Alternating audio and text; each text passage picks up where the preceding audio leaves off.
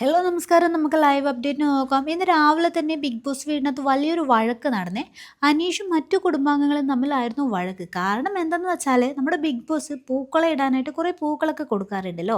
അപ്പോൾ അനീഷ് പൂവൊക്കെ എടുത്തു കൊണ്ടുവന്ന് പൂക്കളത്തിൻ്റെ ഡിസൈനൊക്കെ വരച്ചിട്ട് പൂക്കളം ഇട്ട് തുടങ്ങിയിരുന്നു. അപ്പോഴാണ് നമ്മുടെ ബാക്കിയുള്ള കുടുംബാംഗങ്ങളൊക്കെ അവിടേക്ക് കയറി വന്നത്.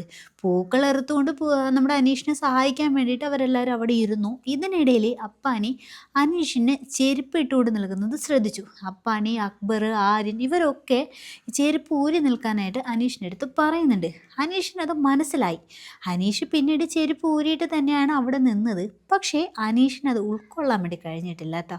എപ്പോഴത്തെയും പോലെ തന്നെ, അതായത് അനീഷിൻ്റെ തെറ്റുകൾ ആരെങ്കിലും ചൂണ്ടിക്കാണിച്ചാൽ അത് ഉൾക്കൊള്ളുന്ന ഒരാളല്ല അനീഷ്. അതേസമയം അനീഷിന് മനസ്സിലാവുന്നുണ്ട് ഞാൻ ചെയ്തത് തെറ്റാണ് എന്ന്.